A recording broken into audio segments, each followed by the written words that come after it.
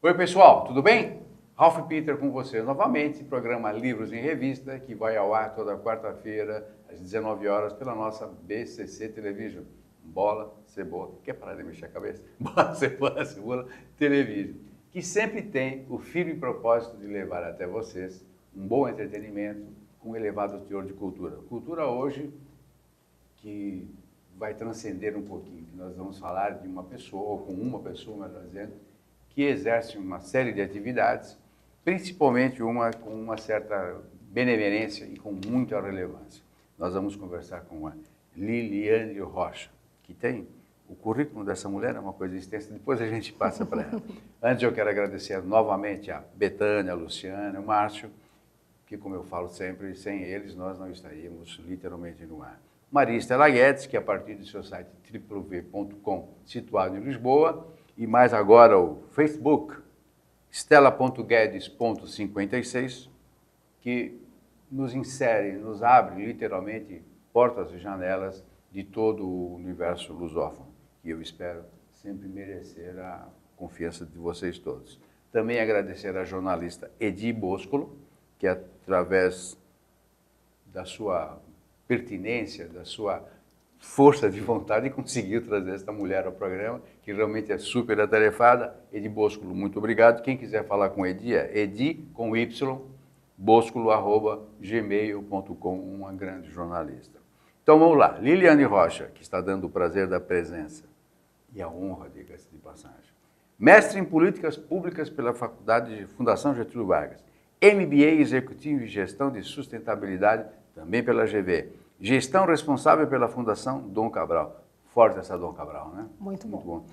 Na bagagem, além dos seus títulos e atributos, mais de 13 anos de experiência em empresas nacionais e multinacionais. Trouxe ao mundo pela editora Scortese Como Ser um Líder Inclusivo. Subtítulo, fuja do Diversity Washing. Diversity Washing. Diversity Washing. O que tem que dificultar desse jeito? E valorize a diversidade. Seu guia para construir uma sociedade mais justa e um empreendedor competitivo, né? Isso é um título imenso, hein? Muito obrigado pelo peixinho. Já cheguei chutando o pau da sua barraca. Tudo bem, menina? Tudo bem. Muito obrigado por ter vindo mesmo. Chegou esbaforida.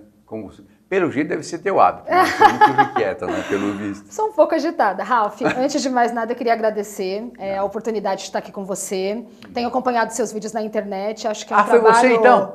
Acho que é um trabalho fantástico que você faz pelos Obrigado. Escritores brasileiros, ajudando a disseminar conteúdo, repercutir ideias. A ideia é essa, dar guarida principalmente para quem não encontra um espaço na grande mídia, que é sempre muito difícil. E eu me sinto muito bem com isso. E é um trabalho fantástico. Olha, é uma agrura prazerosa. São 10 anos que a gente está aí com esse trajeto e espero ficar mais uns 10. Escuta, o que é Diversity Washing? O que é Diversity Washing? Diversity Washing. Só antes de falar do Diversity Washing, queria aproveitar também e agradecer ao João Scortese, que gentilmente topou essa empreitada, esse desafio de falar sobre valorização da diversidade num país com tantas complexidades quando a gente fala de direitos humanos, como é o Brasil. Diversity Washing. A minha jornada profissional, ela vem muito da sustentabilidade. Acho que quando você fala um pouquinho da minha formação acadêmica, dá para perceber isso, a gestão responsável. Eu falei um pouquinho mesmo, porque o currículo extenso, tomava o programa todo.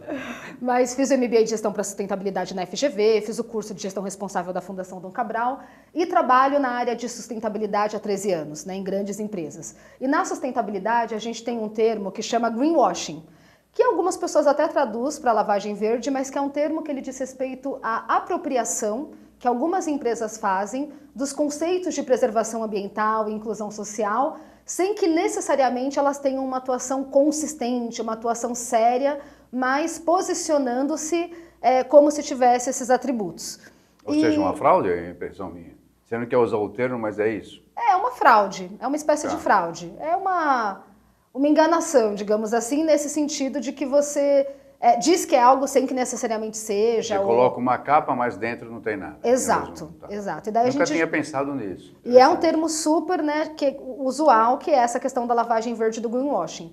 E recentemente no Brasil, a gente acho que isso sobe, desce, mas recentemente a gente está numa levada novamente de subida da discussão do tema de diversidade, o que é muito bacana, muitos eventos, muitas revistas, muitas empresas, comerciais, produtos, mas outro dia me peguei nessa reflexão sobre o quanto as empresas realmente estão valorizando a diversidade da porta para dentro e o quanto elas somente estão se posicionando da forma para fora, o que já é um avanço, mas somente porque perceberam que esse público também é um público consumidor. E daí me veio essa questão, né, do diversity washing, que seria a lavagem da diversidade, que é se posicionar com atributos de diversidade e ser reconhecido como uma empresa diversa pelo público, sem que necessariamente naquela empresa tenha-se esse público presente. Tem mulheres na empresa, tem negros na empresa, tem pessoas com deficiência, no quadro geral mesmo. E quando a gente vai para outra liderança, tem? Não tem? Por que não tem?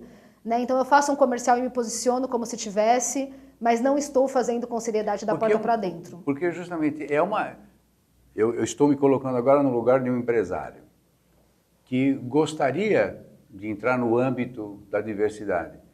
Porém, é claro para o empresário o que é a diversidade, que você acabou de dizer, é um termo que abrange literalmente a sociedade toda. Sim. Porque, como eu falei lá, você vai ler ainda na edição do jornal, o Bulgarelli escreveu um livro, Diversos Somos Todos. Ou seja, o nosso gênero é um só, mas nossa diversidade é eu, você, o Geraldo, o sobrinho do Geraldo, a Luciana que está na técnica, o Mar, somos todos diferentes, graças a Deus, porém o mesmo, do mesmo jeito, do mesmo gênero. Como é que um empresário pode se posicionar? Ou seja, existe uma maneira dele ir numa escola ou ler um livro especificamente, o teu, por exemplo, que você acabou de lançar. O teu livro esclarece isso, o que é a diversidade efetivamente, para desanuviar essa nebulosa que me colocando, sem querer defender o empresário, eu acho que também. E é relativamente novo esse movimento, sim, aqui no Brasil, pelo menos. Né? Sem um especialista eu acho muito difícil, né? Então acho que a primeira coisa para a gente esclarecer é, nessa área de especialidade, assim como em diversas outras áreas, a gente tem diversos especialistas maravilhosos. Então tem o Reinaldo Bulgarelli, como você falou, tem a Cida Bento, que já foi reconhecida internacionalmente, gosto de falar dela porque é uma mulher negra, e acho que mesmo dentro da diversidade... Se ela não fosse negra, você não falaria? Acho que dentro da própria diversidade, se a gente não valorizar a diversidade, a gente está com um paradoxo. Então acho fundamental que eu consiga citar pelo menos uma mulher negra, porque se eu citar só homens brancos, eu estou reproduzindo o que a sociedade já faz e o que as empresas... Então eu tenho que ser coerente. Mas posso citar também o Andrés Tápias, que é um cara... Porque o Reinaldo é branco, por exemplo. Sim, fala muito bem do assunto e tal. Sim. É um cara engajado, mas eu gosto de citar diversos especialistas, porque eu acho que dentro da diversidade a gente tem que ter diversidade, tem que ter todos os olhares, e claro, reconhecer quem estava na vanguarda. Mas, por exemplo, eu nunca ouço o nome da Cida Bento, então realmente eu faço questão... Eu nunca vi então, pois é, convide-a. Então eu faço questão de citar, né, algumas outras pessoas, enfim, para a gente trazer outras referências, referências latino-americanas que estão atuando nos Estados Unidos, como é o caso do Andrés Tapia, que escreveu um livro que chama O Paradoxo da Inclusão, que foi um dos livros que eu, enfim, li todos esses livros, né, e admiro, e me inspirei na fonte de todos esses especialistas, né, pessoas que estão trabalhando antes de mim com esse tema, e pude aprender muito com eles e colocar um pouco, e aí agregar um pouco da minha percepção em cima dessas múltiplas percepções. Dito isso, acho que você toca num ponto muito importante, que é, e daí as pessoas sabem o que é diversidade? Né? Então, no livro eu faço questão de conceituar, acho que esses especialistas também têm conceituado, a forma como eu gosto de conceituar diversidade é dizendo que diversidade é a expressão que diz respeito às singularidades existentes entre os cerca de 7 bilhões de habitantes do globo terrestre, e daí eu falo, portanto, cada um de nós realmente traz em si características e atributos de diversidade.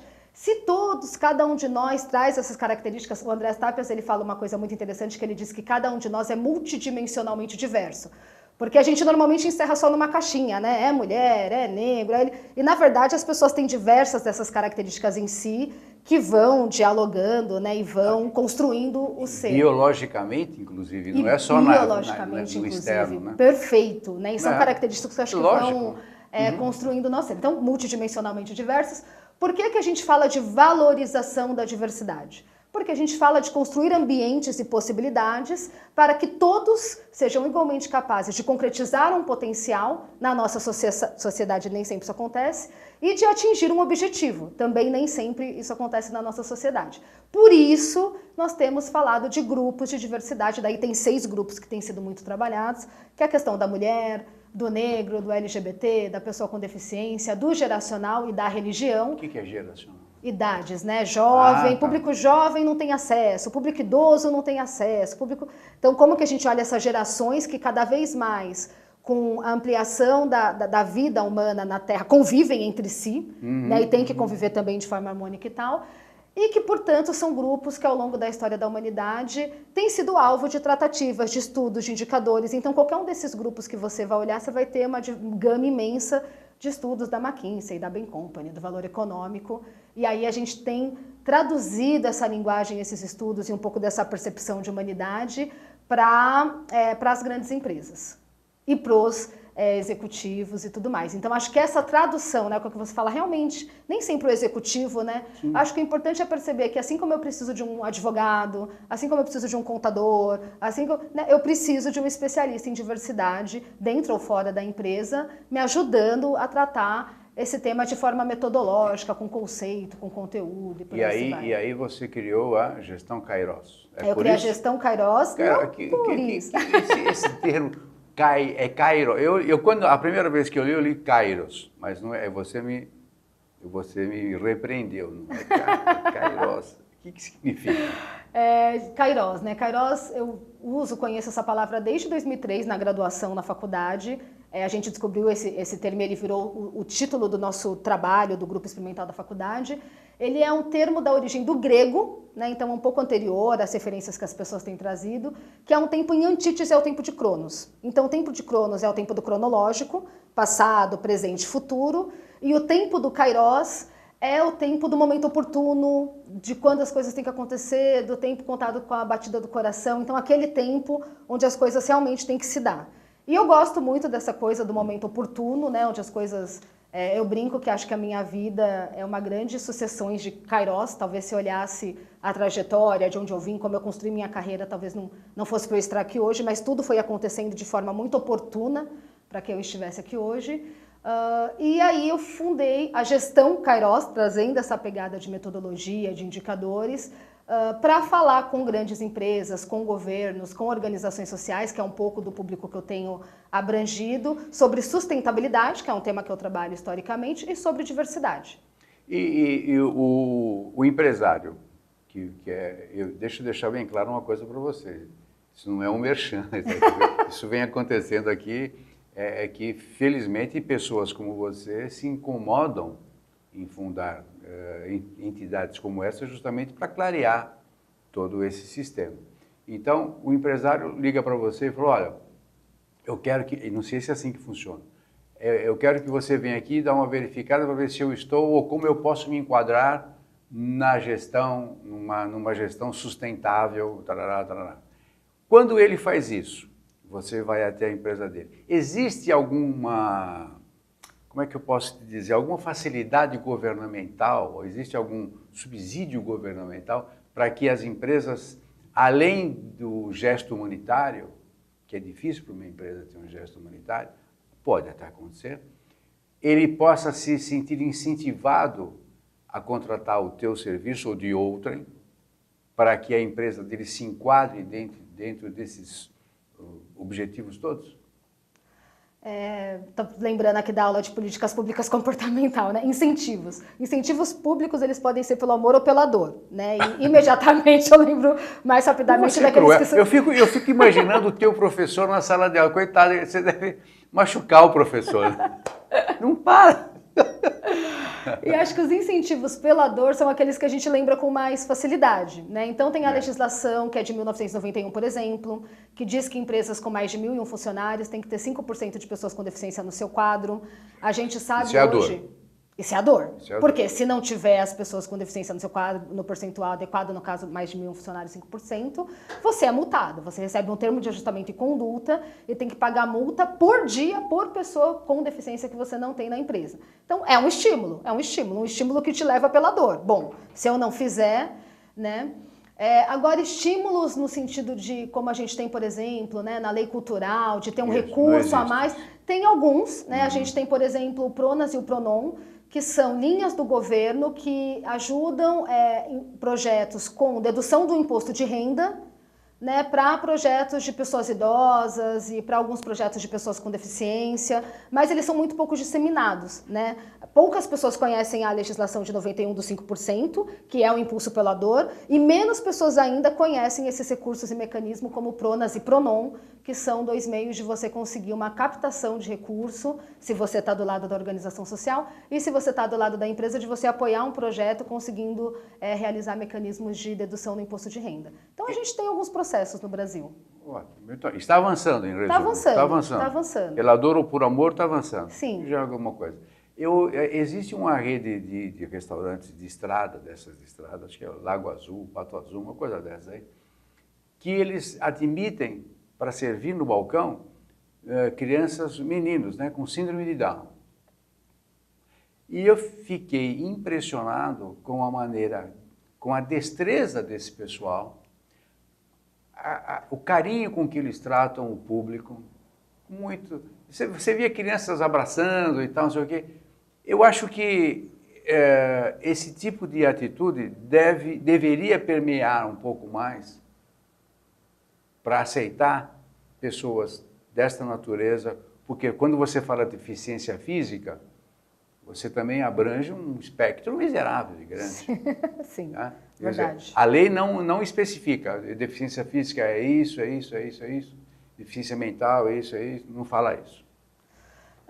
Quando a gente fala da legislação de pessoas com deficiência, ela engloba tanto pessoas com deficiência física como mental, né? Existe uma série de critérios do que pode e do que não pode ser considerado deficiência, e isso qualquer empresa, de novo, acho que consegue fazer tanto com a ajuda de um especialista em diversidade, como nos processos que eu fiz em grandes empresas, inclusive envolvi o médico do trabalho, toda a planta industrial tem um, e são pessoas que estão totalmente hábeis a, junto conosco, avaliar, né, que pessoas que a gente vai considerar pessoa com deficiência e conversar com essas pessoas quando elas já estão dentro da empresa, se é um programa no qual eu vou fazer um censo, se as pessoas já estão dentro da empresa, para saber se elas querem, inclusive, também se declarar como pessoa com deficiência, senão se começa, a pessoa entra, não está na cota, de repente ela passou para a cota, né? Então, todo esse processo tem que ser feito. Agora, o que eu acho interessante, já ouvi falar nesse estabelecimento, ainda não fui, tenho muita vontade de ir. Muito legal. Deve ser emocionante. Deve ser incrível. Né? Dá vontade de você voltar lá para comprar, para ver os caras trabalhando, porque realmente, olha, é algo extremamente envolvente. Agora, deixa eu só te falar uma coisa. Antes que você comece a falar de novo. Eu levei bronca um dia desse com um speaking-out, deixa a moça falar. Quando eu falei em incentivo fiscal, estou pensando na parte fiscal, porque você disse, a partir de um determinado número de funcionários é obrigado a ter 5% e tal. E se eu tenho uma empresa pequena, eu tenho lá um ponto de conveniência num posto de combustível, por exemplo. Então eu tenho lá 5 funcionários, em 2 turnos e tal. Se eu contratar um deficiente, eu ganho alguma coisa com isso? Eu não sou obrigado, sou pela lei. Não é obrigado pela lei, 5 funcionários. Mas se eu contratar de livre e espontânea vontade, ganho alguma coisa, além do ganho naturalmente, digamos assim, espiritual. Vamos levar para esse lado. Valor humano, sim, que eu acho que é o que você falou, não estou falando de valor humano, né? Valor legal, não, né? Você mesmo já falou, não há um valor legal. Mas eu acho que a gente pode considerar, e acho que tem estudos que apontam isso, não em universos tão pequenos como 5, mas que apontam que a diversidade, ela gera criatividade, ela gera inovação, ela gera dinamismo. E isso é muito fácil da gente compreender, né? Se você tem um grupo com 5 pessoas iguais e surge um problema, a resposta provavelmente vai ser a mesma. Se surge outro problema, a resposta vai ser... Quando você tem um grupo com pessoas com características diversas, a gente sabe que diversos olhares, opiniões, percepções vão gerar ali talvez um debate, uma reflexão, olhares diferenciados e mais inovação. Isso tem sido alvo de estudos também, né? Que as empresas que têm diversidade têm mais criatividade, têm mais inovação e, portanto, esse seria um atributo também que é trazido. Vou falar do teu livro agora, antes que acabe o tempo, porque nós dois falamos muito. Bom, o teu livro, o que a gente pode... Está na cara que é tudo isso que você acabou de dizer, mas algo mais que nós não tenhamos falado. Para quem ele se dirige? Por exemplo, pode ser qualquer leitor ou, de preferência, um empresário, um diretor de RH, que eu acho que é por aí, né? Eu trabalhei com o conceito de liderança 360, que é aquele que diz que qualquer um pode ser um líder, e aliás, todos nós eventualmente somos líderes em algum momento da nossa vida, dependendo do contexto. Então, às vezes você não é um líder na empresa, mas é no seu contexto familiar. Às vezes não é em nenhum dos dois, mas é na sua igreja, enfim. Então, essa perspectiva de que líderes podemos ser todos, e todos acabamos sendo em determinados momentos, então ele é um livro para todo mundo, gostaria que assim o fosse, que traz esse olhar de dados, de indicadores, da minha vivência, né, nessas empresas ao longo desses anos, e traz um olhar de o que fazer, né, se você quiser desenvolver um programa de diversidade, o que eu recomendo como primeiros passos, primeiros olhares. E é uma síntese, acho que é uma síntese da conversa que eu tive com todos esses especialistas, dos olhares que eu vi em todas essas empresas, dos aprendizados que eu tive pela dor ou pelo amor, né, mas um pouco do que eu tenho visto de ambiente de diversidade para esses 6 grupos que têm sido muito trabalhados, que a gente já mencionou aqui, mas também para uma perspectiva de humanidade, né, humanitária. Não, e o lance é disseminar a ideia mesmo, né? Sim. O conceito, a ideia e fazer com que ela pegue. Porque pelas poucas empresas que eu conheço, e mais as empresas assim, de prestação de serviço, gera uma coisa que você talvez não saiba, gera fidelidade do cliente. Que as pessoas se sentem emocionadas ao ver o gesto, e é incrível, você nota uma receptividade muito boa, muito grande. E a pessoa que recebe um emprego desses, extremamente grata. Sim. E olha, você tem ali um funcionário, um ajudante, um cooperador, muito fiel e honesto, né? Porque ele abraça aquela oportunidade como se for a última coisa que ele poderia fazer na vida. Às vezes é a primeira, né? Sim, e literalmente. E isso vai desde pessoas com deficiência, já ouvi esse relato, a pessoas LGBT, né? Então, nessa empresa eu já saí do armário, nessa empresa eu já sou gay, lésbica assumido, nessa empresa eu já posso trazer o meu marido às festas de final de ano. Imagina ter que agora mudar de empresa e começar esse processo tudo de novo. Você sabe que um dia desses eu participo de alguns grupos de networking e levantou-se um sujeito que tem que fazer a apresentação da sua primeira vez, que participa do grupo. Fulano e tal, o cara é homem e tal, numa boa e tal. Na próxima reunião eu vou trazer meu marido. Como? Na próxima reunião eu virei com meu marido. Sabe aquele negócio de, o que eu leio, o que eu faço agora? Sabe, todo mundo vai procurando o manual. Porque foi assim, uma coisa estupenda, né? Muito chocante e tal. Depois a gente acaba se acostumando e tal. Chocante não pelo fato do cara ter um marido, mas por ele ter tido vamos chamar de honestidade. E coragem. Né? De falar. Não precisava. Primeiro que não precisava, ninguém perguntou. Mas ele achou por bem falar e está acabado. Bom, me fala uma coisa. Como é que o Brasil se posiciona com relação a outros países nesta matéria? Difícil, né? Porque são vários grupos de diversidade, cada grupo tem suas características e singularidades. Posso dar alguns exemplos. Então, na questão da mulher, por exemplo, eu gosto de levar um dado que costuma deixar o pessoal surpreso, né? Tem um estudo da União Interparlamentar nos países, né, do mundo que fala sobre o percentual de mulheres na Câmara de um determinado país. No Brasil, a gente está em torno de 8%. E daí eu pergunto normalmente para a plateia, né? Você acha que tem mais mulher na Câmara, no Brasil ou na Ruanda? No Brasil ou no Afeganistão? No Brasil ou na Índia? E todos esses países têm mais mulher na Câmara do que o Brasil. Inclusive Ruanda. Inclusive, Ruanda, então, tem bem mais do que a gente. Então, assim, acho que isso mostra muito, além dos trâmites legais e de governo e de empresas, a cultura do brasileiro. Né? Porque se 50% da população é composto por mulheres e a gente tem 8% de mulheres na Câmara, os homens não votam nas mulheres, mas as mulheres também não estão votando nas mulheres.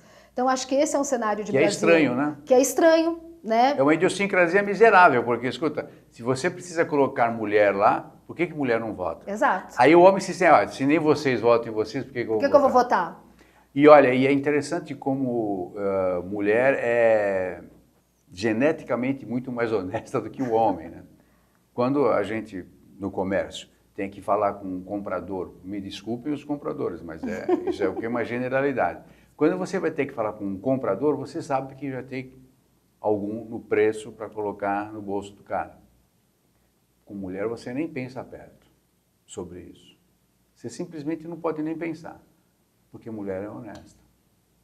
E eu acho muito estranho a mulher não perder essa característica para outra, ou seja, nós estamos passando um momento muito grave. Ética, honestidade, vai por aí. E a mulher deveria hoje assumir essa posição, com maior amplitude, com um número maior. E, no entanto, parece que elas nem sequer se candidatam. Você vê, nós temos 8% na Câmara, não é isso? Isso. Qual é o percentual de mulheres que se candidatam? Você levantou isso? Não levantei esse dado. Pois é, mas é bem menos, eu também não tenho, mas com certeza é bem menos. Com certeza é bem menos. Ou seja, está na proporção. Se você não se candidata, você não pode ser eleita, óbvio. É que aí a gente entra naquela questão do quem nasceu primeiro, o ovo ou a galinha, né? As mulheres não se candidatam e, portanto, não temos mulheres lá, ou esse sistema já é um sistema que não é atrativo para as mulheres por uma série de questões, e daí as mulheres você realmente... Você vê, o mesmo não acontece com o mundo LGBT. Você vê, nós temos deputados que declaradamente são gays, assumem e tal, e foram eleitos por quem? Não foram por mim, com certeza. Mas percentualmente, né? Deve ser a mesma quantidade de mulher ou menos, Será? Né? Eu, sei lá, de cabeça eu lembro do Jean Williams, né?